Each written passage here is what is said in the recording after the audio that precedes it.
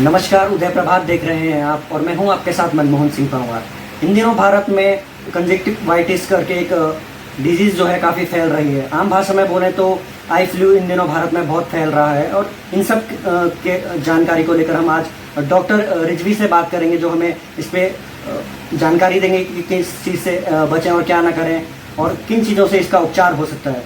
तो सबसे पहले सर, बहुत बहुत स्वागत है आपका उदय प्रभात पर। धन्यवाद। सर, इन दिनों आई फ्लू पूरे भारतवर्ष में फैल रहा है, तो इनके पीछे क्या कारण है कि जो बीमारी इतनी तेजी से फैल रही है? लगभग हर 3-4 साल के अवधि में आई फ्लू नामक बीमारी जो है वो फैलती है। और इस साल ये बीमारी थोड़ा सा जल्दी आई है, क्योंकि इस साल इसका लेना देना पर्यावरण से, मॉइस्चर से, वातावरण से है। क्योंकि इस साल देखा गया है कि मानसून भी जल्दी आया है और काफ़ी अधिक मात्रा में आया है, तो काफ़ी ज़्यादा पानी का जो कलेक्शन, जैसे कहते हैं स्टैग्नेंट वाटर हुआ है, उसके चलते भी जो वायरस का रेप्लिकेशन है, वायरस की ग्रोथ के लिए जो एक एनवायरनमेंट बनता है वो बहुत ही आइडियल था। तो उसको लेकर के बहुत सी बीमारियां इस दौरान देखी जा रही है। आई फ्लू उसी में से एक है, जो कि एक एडिनो वायरस नामक वायरस से कॉज हो रहा है। अब इसका कौन सा निश्चित स्ट्रेन है, इसके ऊपर अभी शोध चल रहा है और जल्दी ही हम इसके ऊपर भी कुछ ना कुछ रिजल्ट्स के कंक्लूजन पे निकल के आएंगे।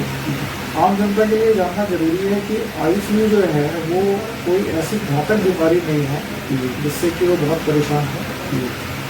लगभग ये 1 सप्ताह में सभी लोगों को ये बीमारी ठीक हो जाती है, यदि इसमें ज़्यादा कुछ गलत प्रयास ना किए जाए। जब हम गलत प्रयोगों की बात करते हैं तो हमारा जो असली जो मकसद होता है वो ये बताना कि कुछ दवाइयाँ जैसे कि स्टेरॉइड्स हैं या कुछ इस तरह के जो लोकल दवाइयाँ होती हैं जिससे कि आप में परेशानी होने के पूरे लक्षण हो सकते हैं, पूरे कारण हो सकते हैं। उस ओर पब्लिक का ध्यान रहे, जनता इस तरफ आकर्षित हो। मेरा कहना सिर्फ इतना ही है कि आई फ्लू जो बीमारी है वो आँख की झिल्ली तक सीमित होती है और ये झिल्ली जो है वो उसका जो उसकी प्रक्रिया है, जो उसका देखने का जो रोल है वो बहुत ही लिमिटेड रोल है, जो आपकी नज़र को कोई खतरा नहीं देती है। तो यदि किसी को आई फ्लू हो जाता है तो केवल अपने आँख को साफ पानी से धोए और ज़्यादा से ज़्यादा एक कोई सिंपल सी एंटीबायोटिक ड्रॉप्स मैक्सिमम, जो कि किसी प्रशिक्षित डॉक्टर के कहने को डाले, तो 5 से 7 दिन में बीमारी अपने आप ठीक हो जाएगी। सर, अगर हम शुरुआती सिम्टम्स की बात करें तो किस प्रकार के सिम्टम्स आई फ्लू में देखने को मिलते हैं कि अगर किसी को अगर इस सिम्टम से कोई आदमी गुजर रहा है तो उस पहले ही सचेत हो जाए? देखिए, आई फ्लू जो है वो जो आप सिम्टम की बात कर रहे हैं उसका कोई निश्चित एक सिम्टम नहीं होता। कुछ लोगों में ये केवल आँख में हल्की सी स्वेलिंग से शुरू होती है, कुछ लोग जो हैं उनके आँखों में खुजली बताते हैं, कुछ लोग जो हैं केवल लाली बताते हैं और कुछ में मिश्रित मात्रा में सारे ही सिम्टम्स हो सकते हैं। जब भी थोड़ी सी आई फ्लू बढ़ता है तो कुछ हद तक आँख से कीचड़ आना, आँख का चिपकना, आँख में किलकिलापन होना, जलन होना, ये सारी चीज़ें आ जाती हैं और इससे एक डर का, एक भय का वातावरण सा हो जाता है कि जैसे बहुत बड़ी बीमारी हुई है। लेकिन मैं जनता को आश्वस्त करना चाहूँगा कि इससे घबराने की कोई बात नहीं है। यदि किसी को आई फ्लू होता है तो उसको 2 काम करने हैं। सबसे पहले तो वो अपने आप को आइसोलेट कर लें, क्योंकि ये बहुत ही फास्ट स्प्रेडिंग वायरस होता है। एक चीज़ और मैं यहाँ कहना चाहूँगा कि लोगों में ये धारणा है कि केवल देखने मात्र से आई फ्लू फैल जाता है कि मैंने इसको देखा और इसलिए मुझे आई फ्लू हो गया।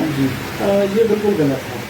आई फ्लू कभी किसी को देखने से नहीं होता, हाँ किसी न किसी फॉर्म ऑफ कॉन्टैक्ट से हो जाता है। जैसे कि यदि आप किसी का रुमाल, किसी का तकिया, किसी के ऐसे कपड़े जहाँ पर वो सिक्रीशंस हैं वो आपके हाथों में आना चाहिए किसी के हाथ मिलाने से, और फिर आमतौर पर जैसे आँखों में खुजली होती है तो लोग आँखों में मल लेते हैं, तो आँखों के मलने से फिर ये ट्रांसमिशन होता है। तो बचाव का एक बहुत अच्छा तरीका ये भी होता है कि आप यदि कोई एक प्रोटेक्टिव ग्लासेस पहनते हैं तो उससे क्या होता है कि आपको आप टच नहीं कर पाएंगे, जो भी टच है वो ग्लासेस तक ही सीमित रह जाएगा। तो इससे भी आई फ्लू से काफ़ी हद तक बचाव किया जा सकता है। सर देहरादून में कई प्राइवेट डॉक्टरों के द्वारा ग्रीन जो गॉगल्स होता है वो सजेस्ट किया जा रहा है, तो उसके पीछे का आप क्या साइंटिफिक कारण मानते हैं? देखिए, जब आप ग्रीन गॉगल्स की बात कहते हैं तो ग्रीन जो कलर होता है वो ज़्यादा सूदिंग होता है, उसमें रेटिना पे कम उसका असर आता है। जैसे कि जो ब्लू कलर होता है वो अल्ट्रावायलेट स्पेक्ट्रम की तरफ जाता है, या रेड वाला जो स्पेक्ट्रम होता है तो वो भी आंखों के लिए थोड़ा सा ज़्यादा नुकसानदेह होता है। तो जो हमारा जो इंद्रधनुषी जो स्पेक्ट्रम है उसमें ग्रीन कलर जो है, जो लगभग मिडिल लेयर वेवलेंथ का होता है, वो आंखों के लिए सबसे सूदिंग और इफेक्टिव माना जाता है। तो उसको चलते हुए ग्रीन ग्लासेस जो हैं वो सजेस्ट किए जा रहे हैं।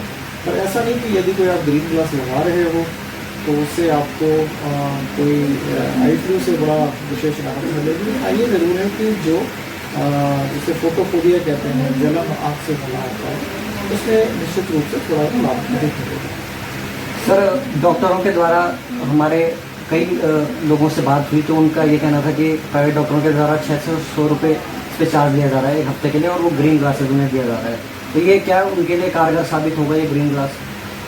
ग्रीन ग्लास का आई फ्लू से कोई लेना देना नहीं है। वो केवल एक सिम्टम को रिलीव करने के लिए एक जिसे कहते हैं कि तरीका है, इसके अलावा कुछ नहीं है। आई फ्लू अपने आप जाता है। ज़्यादा ज़रूरी बात यह है कि कोई गलत दवाई ना डाली जाए, जिसमें खास तौर पे जो स्टेरॉयड ड्रॉप्स होते हैं, जैसे डेक्सामेथासोन या प्रेडनिसोलोन, इस तरह के जो ड्रॉप्स होते हैं वो घातक साबित हो सकते हैं, क्योंकि वो काली प्रोटीन को नुकसान पहुँचाएंगे और उसके चलते रोशनी जाने का खतरा होता है। तो यदि कोई व्यक्ति केवल अपने आप को साफ पानी से धोता है और एंटीबायोटिक ड्रॉप डालता है, और यदि उसको लगता है कि उसको रोशनी में कोई फ़र्क नहीं पड़ रहा, तो 5 से 7 दिन में अपने आप ठीक हो जाता है। हाँ, यदि उसको कभी भी लगे कि हाँ मेरी रोशनी जो है उसमें फ़र्क पड़ रहा है, या मुझे कल तक अच्छा दिख रहा था, आज मुझे नज़र में फ़र्क आ गया, तो इस अवस्था में वो तुरंत किसी न किसी आई स्पेशलिस्ट के पास जाए, क्योंकि हो सकता है उसकी कॉर्निया के ऊपर वायरस का प्रकोप पड़ रहा हो, और ऐसे में सही उपचार होना बहुत जरूरी है। डॉक्टर साहब हम एक चीज़ और जानना चाहेंगे, ये जो आई फ्लू है वो किन एज ग्रुप में सबसे ज़्यादा जल्दी फैल रहा है? देखिए, इसका कोई ऐसा एज ग्रुप नहीं है। शुरुआत में जब ये स्टार्ट हुआ तो बच्चों में बहुत अधिक देखा गया, फिर बाद में यंग एडल्ट्स में भी इसको काफ़ी देखा गया, और अब जो है वो जो बड़े लोग हैं, बुजुर्गों में भी ये आई फ्लू देखा जा रहा है। तो इसकी कोई निश्चित एज नहीं है। जो एक कारण समझ में आया कि बच्चों में इसलिए देखा गया है क्योंकि वो लोग क्राउडिंग से ज़्यादा अफेक्टेड हुए हैं।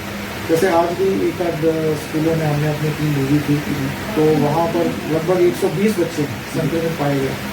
तो ये देखा जा रहा है कि जहाँ जहाँ पर हॉस्टल्स हैं, स्कूल्स हैं, क्राउडेड प्लेसेस हैं, वहाँ पर ये तेज़ी से फैलता है, तो इसका तेज़ी से इफेक्ट दिखता है। इसी तरह से ऑफिसेज में जहाँ जहाँ पर कोलीग साथ साथ बैठ रहे हैं, आपत्ति होता है। तो मेरा जनता से साथ में ये भी अनुरोध है कि यदि संभव हो तो क्राउडिंग को अवॉइड करें, जहाँ तक हो सके वो भीड़ भाड़ के इलाकों से बचें, क्योंकि इसी से ही वो अपना बचाव कर सकते हैं। सर एडवाइजरी की बात करें तो हम स्वास्थ्य विभाग ने भी अपनी एडवाइजरी जारी करी है, तो उसमें क्या मतलब मुख्य पॉइंट हैं जो लोगों को समझाए गए हैं?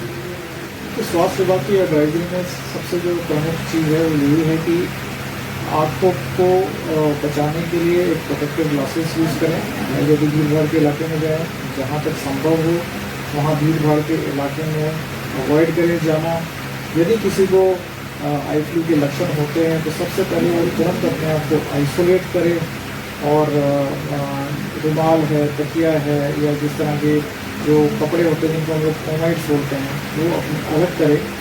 और मुख्यतः ये है कि गलत दवाइयाँ लोगों के कहने में आकर के ना डालें।